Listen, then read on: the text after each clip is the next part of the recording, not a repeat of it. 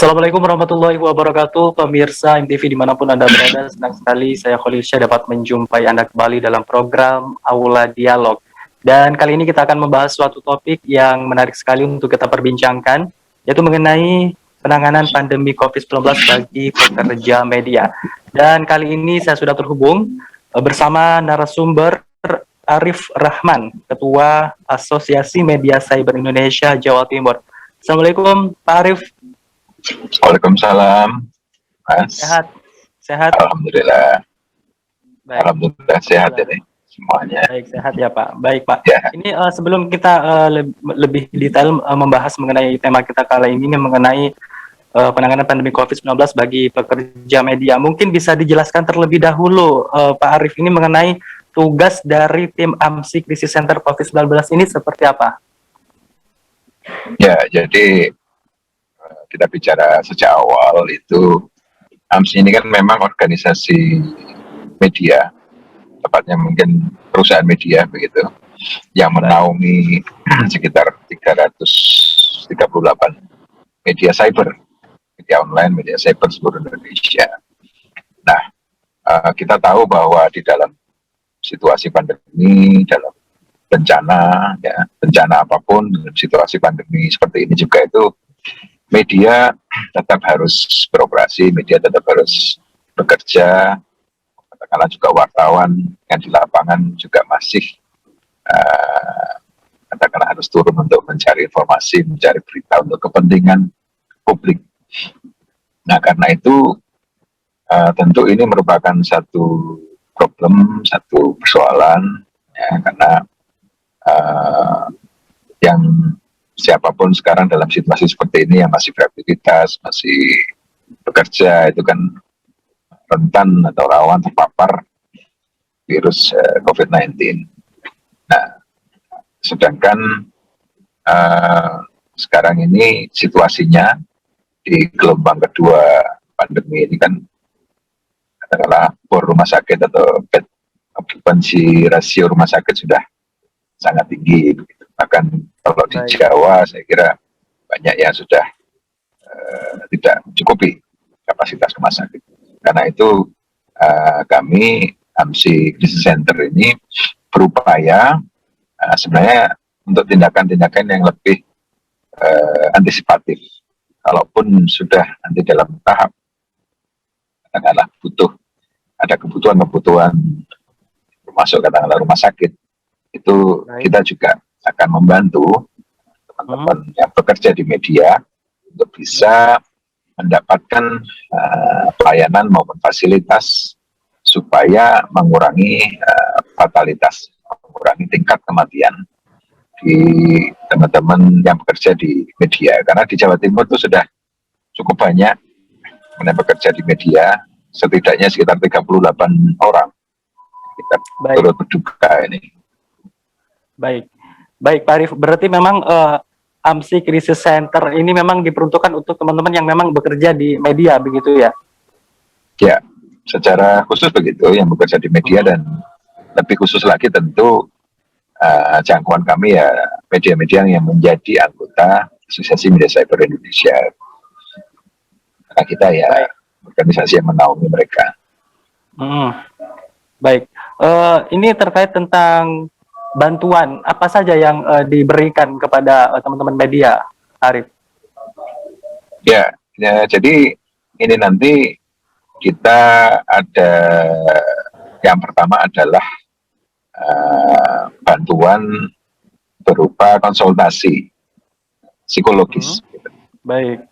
Karena kebanyakan teman-teman ini kan meskipun berkutat berkecimpung di dunia informasi dan media, kadang ketika mengalami sendiri positif COVID begitu, di tengah begitu banyaknya informasi yang katakanlah cukup meresahkan gitu ya, tingkat kematian yang tinggi, tidak dapat rumah sakit, oksigen juga terbatas begitu.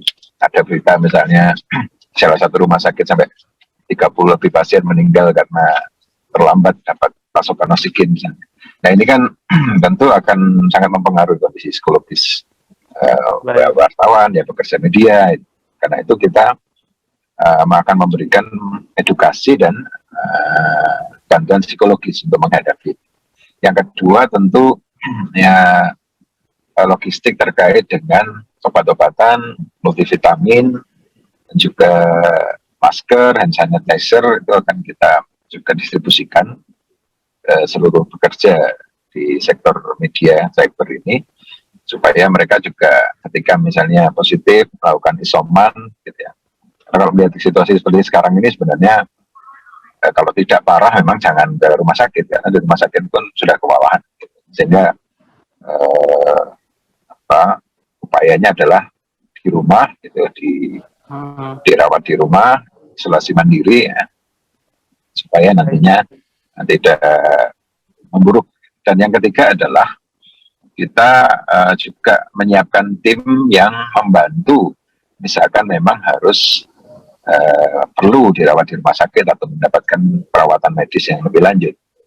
Nah, jadi tiga aspek itu, aspek psikologis, kemudian juga logistik untuk isolasi dan kita memanfaatkan seluruh networking Asosiasi Media Cyber Indonesia ini seluruh Indonesia untuk membantu teman-teman yang bekerja di media supaya mendapatkan fasilitas kesehatan yang semaksimal mungkin kita upayakan. Misalnya termasuk oksigen misalnya. Itu juga kita bekerja sama dengan beberapa perusahaan untuk bisa menyiapkan itu. Baik, Pak Arief. Ini berarti apa namanya AMSI Crisis Center COVID-19 ini berarti dibentuk sejak memang awal pertama kali COVID masuk atau kapan, Pak? Ini baru kita launching, kita declare tanggal 27 Juli kemarin. Baik. AMSI Crisis Center ini ya, jadi baru saja, baru kemarin, 2 hari yang lalu ya. Baik, berarti ini masih sangat baru ya? Masih sangat baru. Kalau sebelumnya sih sebenarnya seperti ini sudah kita lakukan, tapi kita tidak kemudian melembagakan atau memformalkan begitu dalam sebuah crisis center, kan? Itu belum, karena dulu sifatnya ya kita tetap misalkan ada kerjasama dengan perusahaan farmasi, produsen multivitamin misalnya, itu kita pernah kita kemudian distribusikan ke seluruh anggota di seluruh Indonesia. Demikian juga misalkan hand sanitizer, masker itu sudah pernah kita lakukan. Tapi karena sekarang ini lebih masif lagi ya, gelombang kedua ini sangat masif, tingkat fatality rate-nya juga tinggi. Karena itu ini menjadi sangat penting, itu sangat strategis. Mengingat tadi pekerja media itu tidak bisa hanya katakanlah hanya di rumah itu ya. Kecuali misalnya mungkin redaktur ya, tapi bagi mereka yang harus turun ke lapangan itu sesekali masih butuh untuk itu. Ya. Baik, Pak Arief. Kalau AMSI Centernya baru terbentuk tahun ini, Pak. Ya baik, Pak. Ini kalau boleh tahu kenapa ini baru terbentuk tahun ini? Kenapa kok nggak tahun sebelum-sebelumnya? Apakah memang pada tahun ini di gelombang kedua ini teman-teman yang bekerja di media ini banyak yang positif atau bagaimana, Pak? Jadi kalau tahun pertama kemarin itu kita fokusnya pada lebih ke media sustainability, jadi keberlangsungan media. Artinya begini, kemarin kan semua sektor terpukul ya dengan pandemi kemarin. Ya hampir semua sektor kecuali mungkin sektor kesehatan, pangan, itu yang atau transportasi darat yang masih jalan transportasi logistik begitu. Nah, yang lain-lain kan mengalami pukulan luar biasa. Nah, karena itu tentu media kemarin yang paling kita fokuskan adalah memang bagaimana media itu bisa sustain, bisa tetap berlangsung di dalam situasi pandemi ini. Karena kita tahu revenue atau pendapatan media tentu akan turun drastis. Meskipun kalau cyber ini pembacanya meningkat drastis begitu, sangat traffic pembaca itu luar biasa peningkatannya, tetapi itu tidak dibarengi dengan income yang cukup. Nah itu kemarin lebih fokus ke sana, sehingga kita berupaya mencari bantuan-bantuan begitu, grant-grant, dana-dana hibah dan segala macam dari baik dari pemerintah maupun juga dari salah satu misalkan platform media sosial yang besar itu bersama dengan kita untuk kemudian bisa katakanlah memberikan Baik. pelampung penyelamat gitu ya dalam situasi yang tidak mudah kemarin. Baik, Pak Arif, kita akan lanjutkan. Baik, kita potong dulu sejenak, kita akan lanjutkan di segmen berikutnya, dan pemirsa jangan kemana-mana, Aula Dialog akan segera kembali.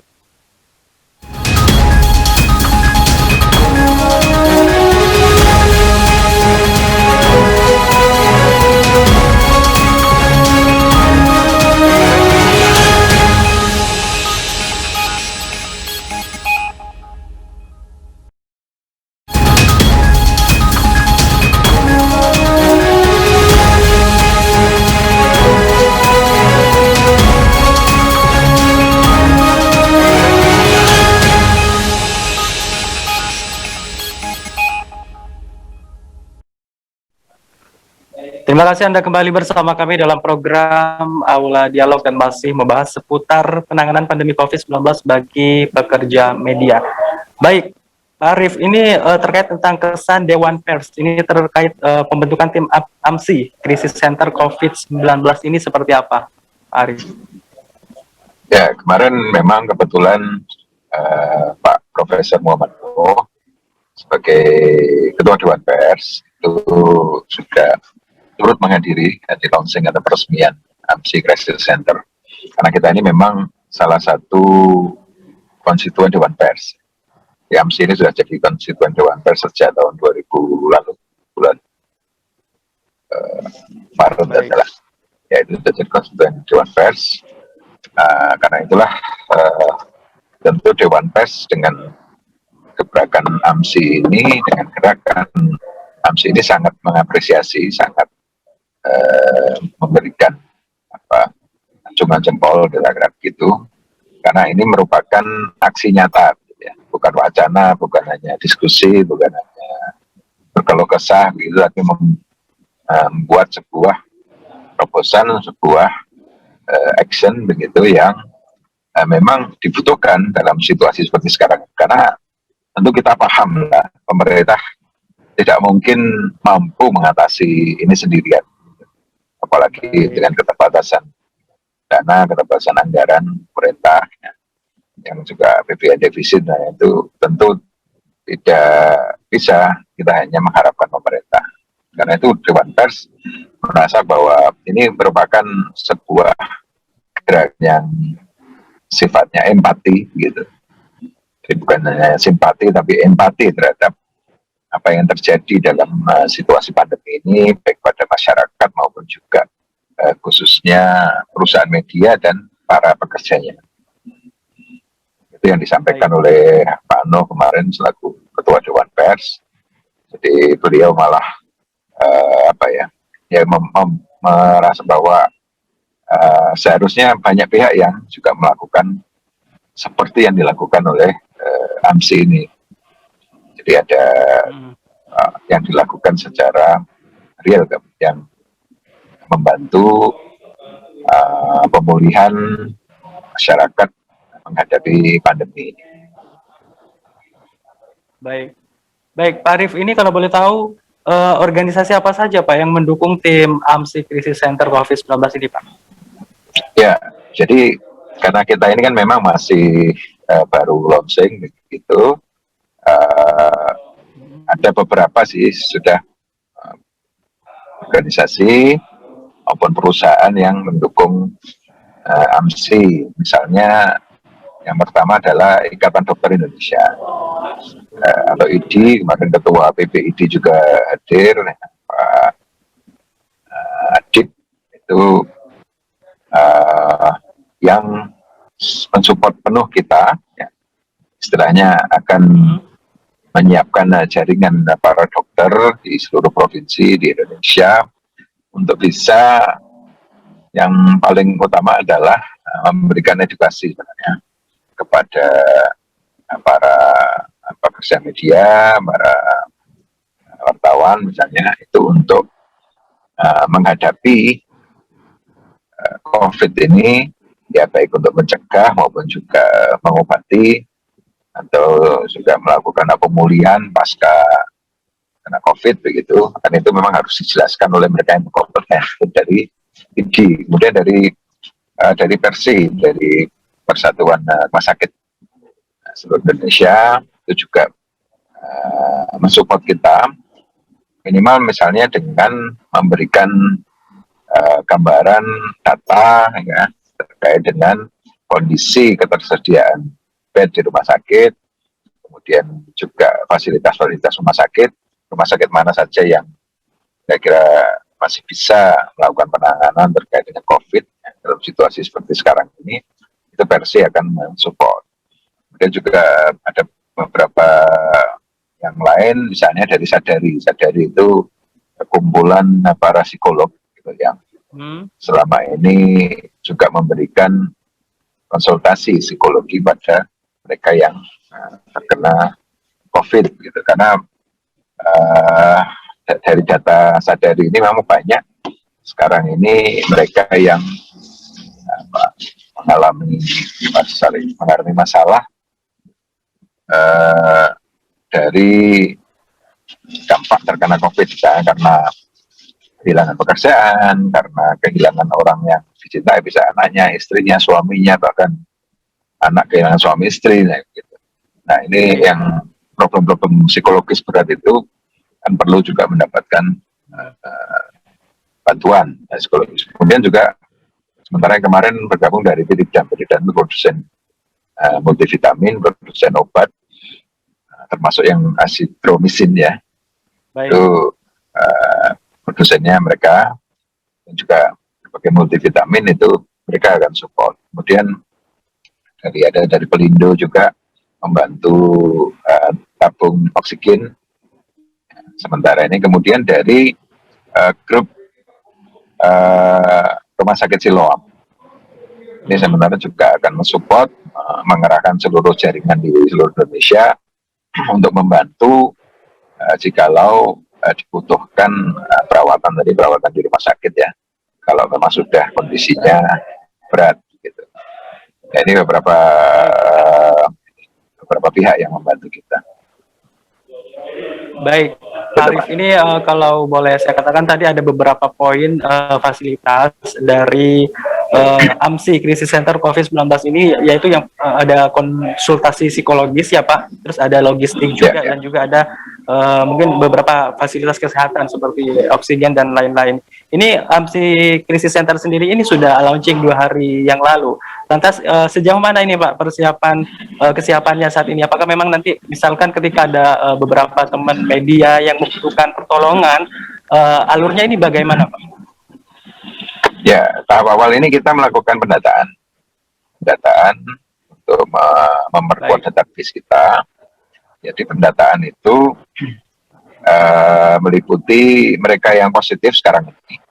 Ya, jadi mereka yang positif dari semua media anggota AMSI di seluruh Indonesia, baik karyawan atau wartawan atau manajemen media dan keluarganya ada yang positif, itu kita minta untuk mengisi data. Nah, supaya kemudian kita bisa melakukan analisis kebutuhannya apa. Misalkan memang tidak ada gejala atau gejala ringan, ya, butuh vitamin, butuh obat-obatan yang sifatnya untuk mencegah supaya tidak lebih parah lagi, itu kita akan kirim vitamin, juga misalkan hand sanitizer, masker begitu ke mereka yang sekarang positif atau isoman begitu, ataupun mungkin mereka yang memang butuh yang lebih jauh lagi, misalnya butuh oksigen, butuh apa, kita juga akan support itu. Jadi pendataan itu yang sekarang kita lakukan. Yang kedua juga pendataan pada mereka yang penyintas yang sudah survivor dari yang terkena COVID ini. Karena memang sudah banyak juga, baik itu pimpinan media, wartawan, ya, manajemen itu sudah terkena ini dan sehat kembali. Itu kita data juga supaya memudahkan, membantu nanti ketika ada kebutuhan juga plasma konvalesen bagi mereka yang kondisi berat ya, sudah di rumah sakit, mereka butuh donor plasma, itu bisa kita saling membantu dari para penyintas di anggota AMSI di seluruh Indonesia. Jadi tahap awal itu kita pendataan, mulai kemarin sudah kita mulai pendataan, kita sebar form ke seluruh media di Indonesia supaya diisi ya, kemudian baru nanti kita petakan berapa orang yang positifnya seperti apa, kondisinya butuh bantuan apa ya, baru kemudian kita dari AMSI Crisis Center ini akan memberikan bantuan sesuai dengan yang dibutuhkan. Tapi tentu apa ya, kita juga pasti punya keterbatasan gitu, bantuannya.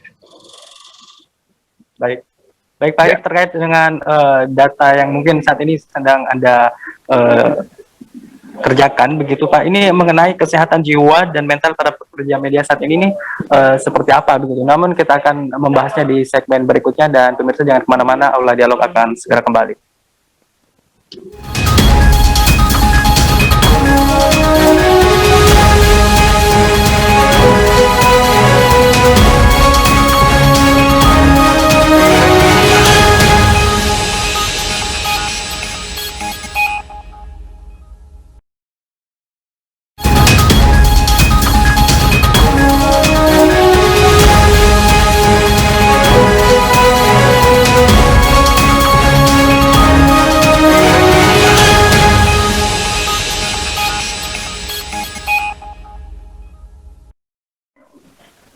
Terima kasih Anda kembali bersama kami dalam program Aula Dialog dan masih membahas seputar penanganan pandemi COVID-19 bagi pekerja media. Baik, Pak Arif, ini mengenai data yang sudah diperoleh ini nih Pak, ini seberapa banyak dan kemudian bagaimana terkait dengan tentang kondisi kesehatan jiwa dari teman-teman para pekerja media saat ini Pak? Baik, jadi terkait dengan kesehatan mental atau kesehatan jiwa para pekerja di sektor media ini dalam ya 1 tahun terakhir ini tentu kondisinya sebenarnya tidak jauh berbeda dengan mereka yang bekerja di sektor lain. Dalam arti sudah ada memang misalnya beberapa media cyber yang sampai sekarang ada yang tutup, ya, di Jawa Timur sendiri ada, misalkan. Kemudian juga ada yang melakukan pengurangan karyawan, ada yang strateginya untuk bertahan misalnya mengurangi gaji, begitu. Sudah ada yang sampai 50% pengurangan gaji itu dari yang normal. Nah, tentu ini menjadi stresor tersendiri, menjadi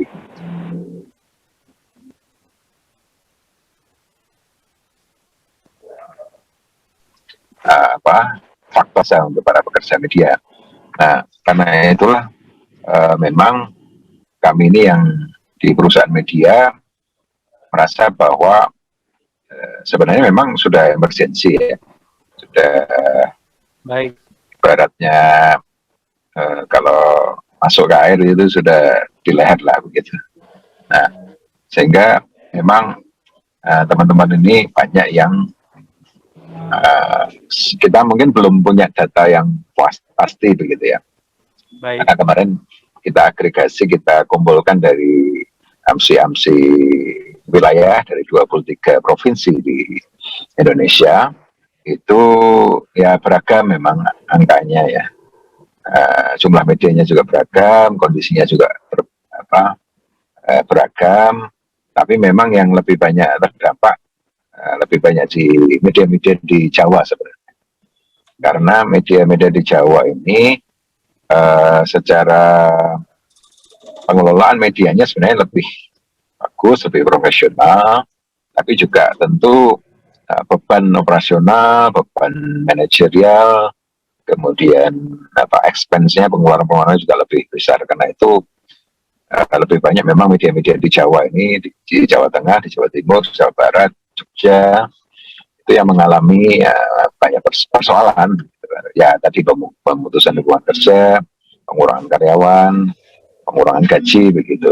Sehingga secara psikologis memang ya sangat berdampak untuk para pekerja media, karena Baik. ini situasinya sudah susah, ya, mencari kerja susah, penghasilan berkurang, apalagi sekarang dengan PPKM seperti sekarang ini, mau jalan kemana-mana susah. Ini tentu menjadi apa ya, persoalan psikologis yang luar biasa.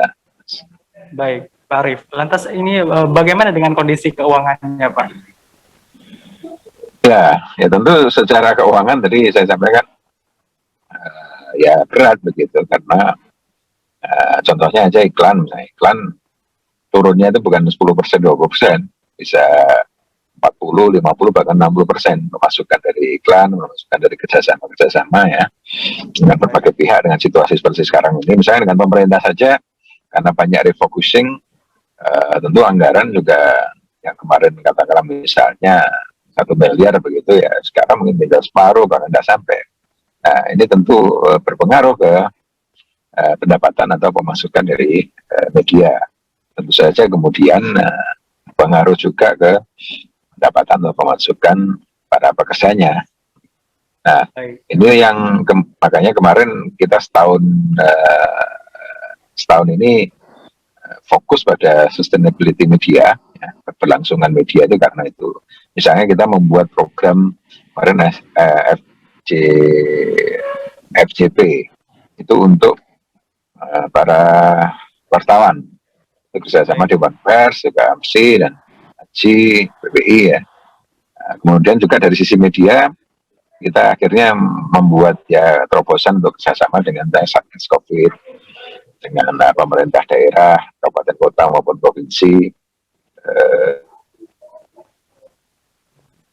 Satgas COVID nasional juga kita kerjasama ya, dalam rangka sebenarnya kita sekarang ini kan dalam kondisi istilahnya harus bisa bertahan lah. Baik. Kayak kemarin kita mencoba mencari ya, cari pelampung dulu lah, untuk pelampung penyelamat supaya semua bisa eksis, bisa survive dalam kondisi yang berat ini.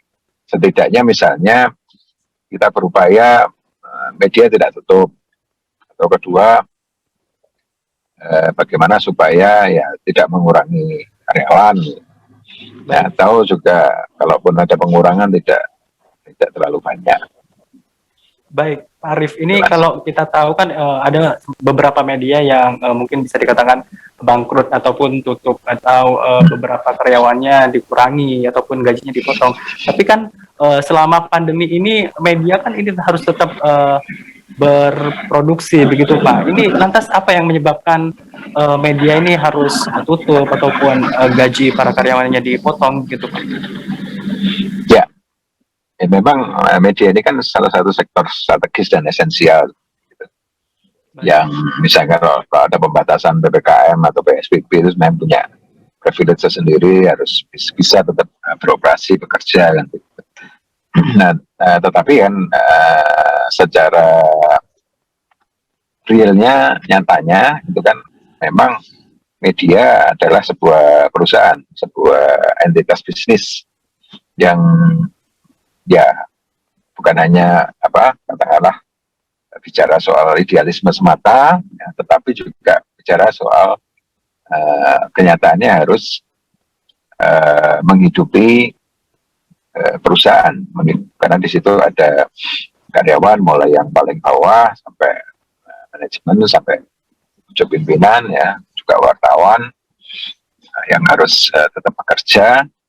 Nah, ini menjadi dilema juga begitu.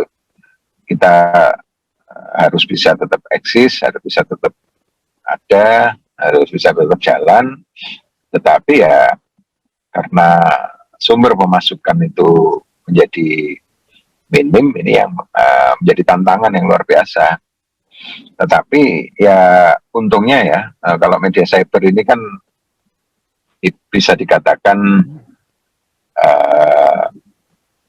beda misalnya dengan media cetak. Media cetak itu cost-nya tinggi, untuk cetak saja dan distribusi tinggi. Apalagi sekarang biaya distribusi, biaya logistik dengan situasi seperti sekarang juga lebih mahal. Nah, itu tidak seperti itu. Untungnya media cyber, khususnya AMSI ini dari sisi cost untuk cetak kan nggak perlu. Nah ini tentu kondisinya berbeda dengan mereka yang di media cetak, ya. Tetapi ya juga tetap harus menjalankan perusahaan secara profesional.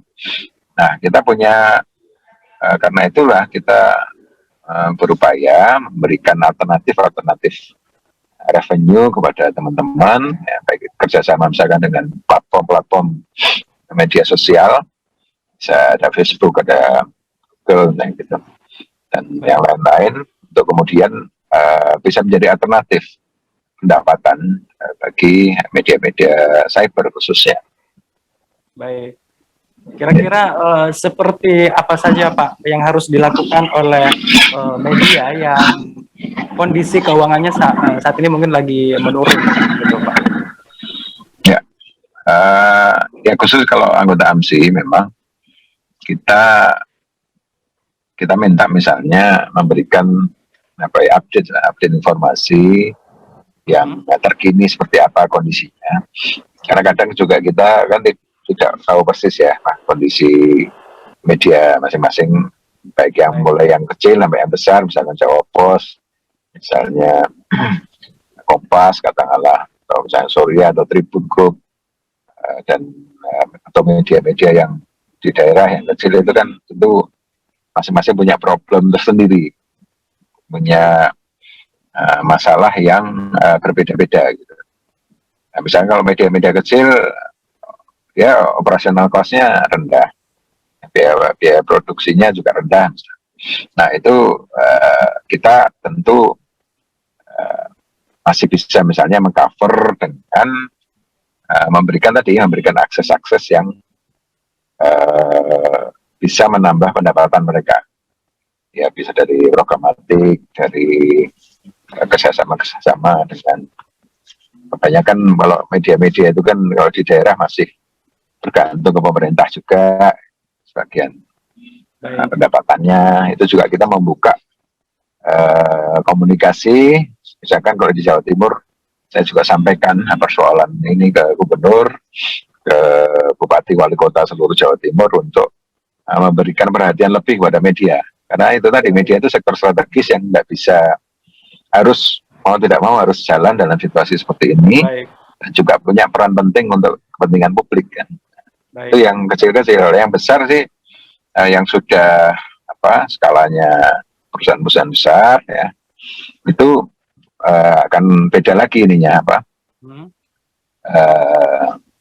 treatmentnya kan akan berbeda lagi. Misalnya kita sedang mengupayakan untuk penambahan semacam royalti begitu kepada Google dan Facebook sebagai dua platform yang menguasai periklanan atau advertising di dunia digital dimanapun, di seluruh dunia sebenarnya. Nah itu yang sedang kita perjuangkan sekarang ini, karena memang sebenarnya yang punya konten, yang mau produksi konten itu kan media, tetapi yang menikmati iklan, yang menikmati kue dari advertising itu adalah, itu tadi kalau di digital adalah dua perusahaan raksasa multinasional, ya, Facebook dan Google. Ini terjadi di Australia juga begitu. Nah kita melakukan bargaining position dengan mereka ini untuk kemudian juga perusahaan-perusahaan besar bisa tetap hidup dan tidak mengurangi karyawan. Baik Pak Arief, ini langkah-langkah kita.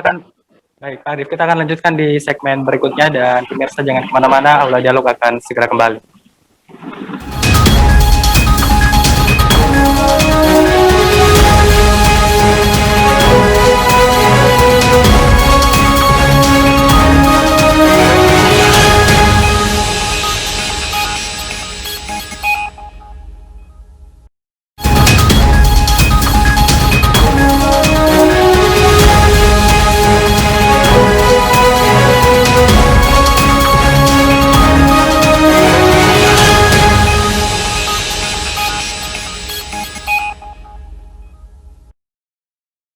Terima kasih Anda kembali bersama kami dalam program Aula Dialog dan masih membahas putar penanganan pandemi COVID-19 bagi pekerja media.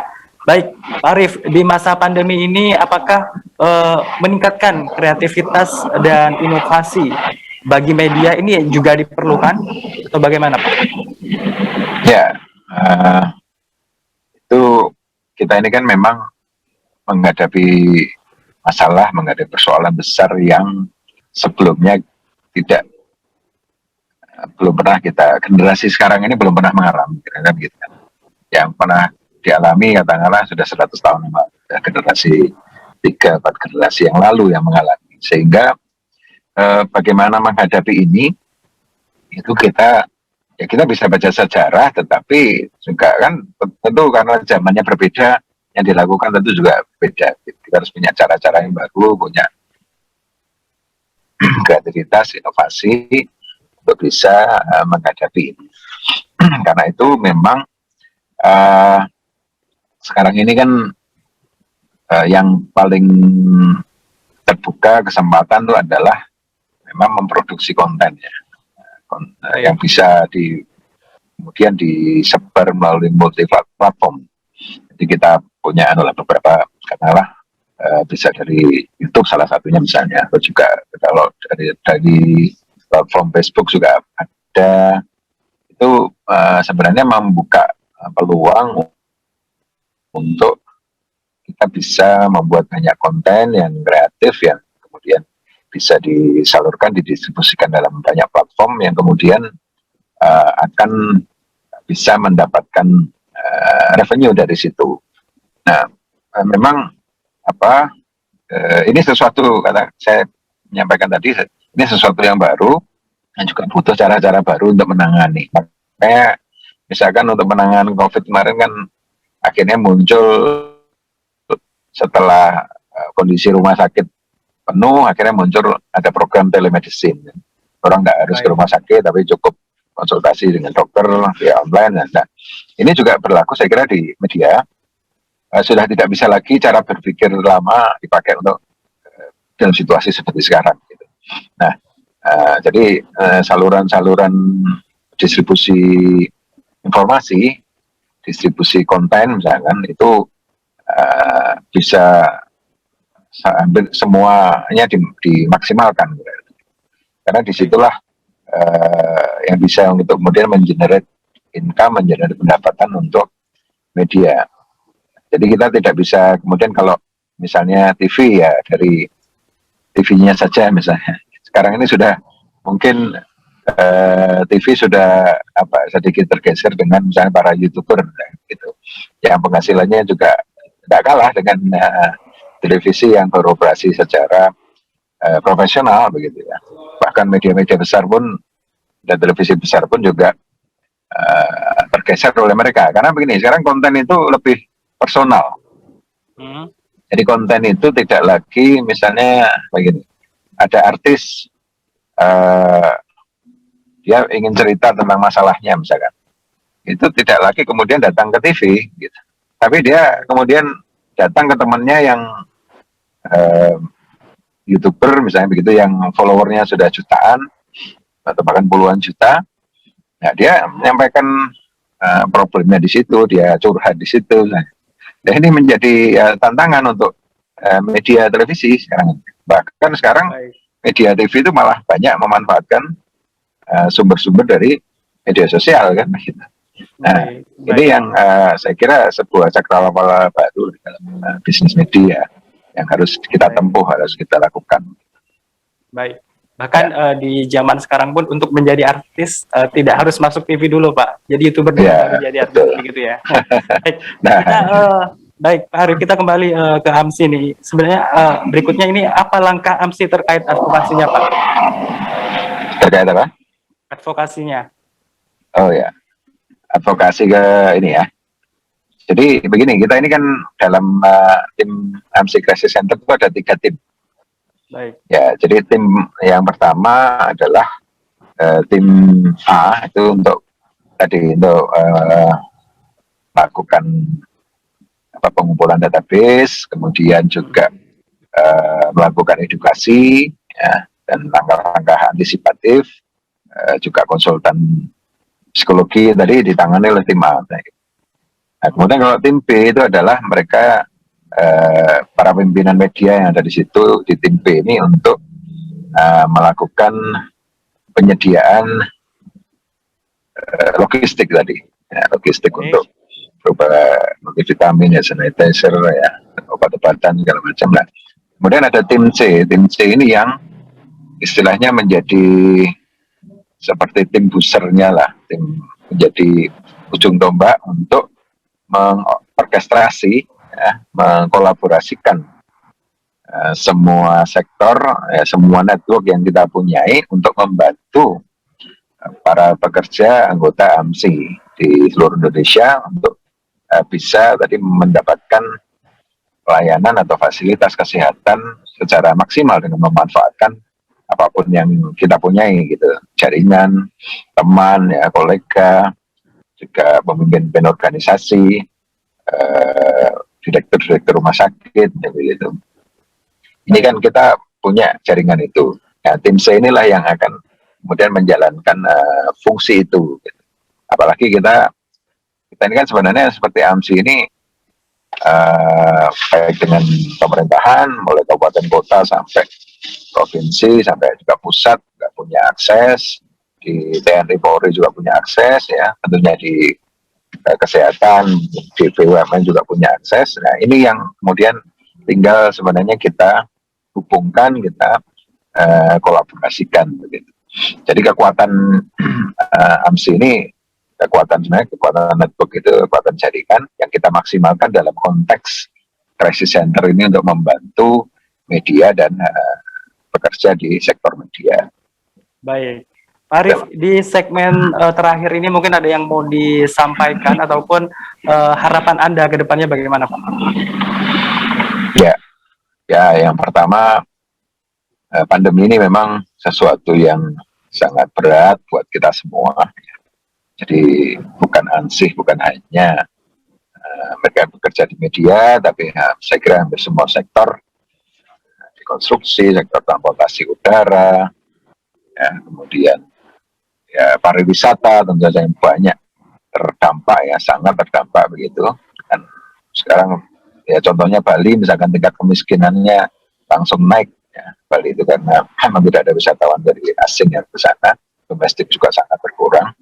Nah, jadi ini sebenarnya problem bersama yang dihadapi oleh seluruh masyarakat Indonesia. Karena itu kita berharap bahwa ya yang kita tidak bisa hanya mengeluh begitu dan menyalahkan, mencari kambing hitam, tetapi yang perlu kita lakukan adalah mencari solusi bersama. Jadi jangan ada keakuan begitu, tetapi bagaimana ini kita, ya, kebersamaan kita untuk menjadi sebuah kekuatan, ya, dengan gotong royong, dengan berkolaborasi dengan seluruh elemen yang terkait itu untuk kemudian membuat atau mencari solusi bersama. Ya, seperti yang kita lakukan ini adalah sebuah bentuk solusi untuk kemudian membantu, ya, semaksimal mungkin yang kita bisa gitu, dengan berbagai keterbatasan dan juga berbagai yang kita punyai lah.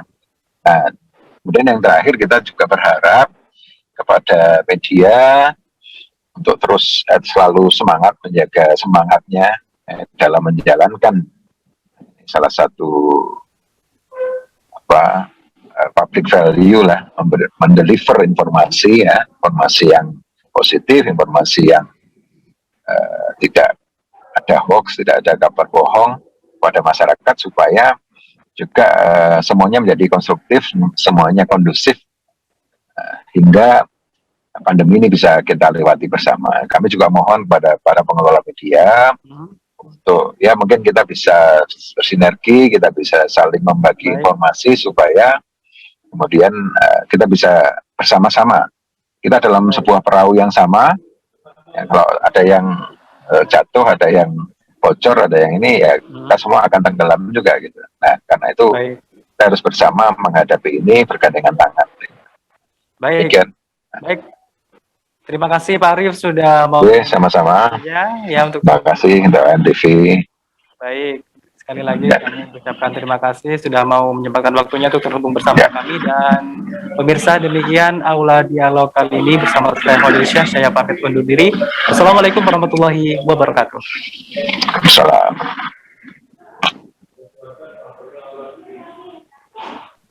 Terima kasih. Ya, Mas.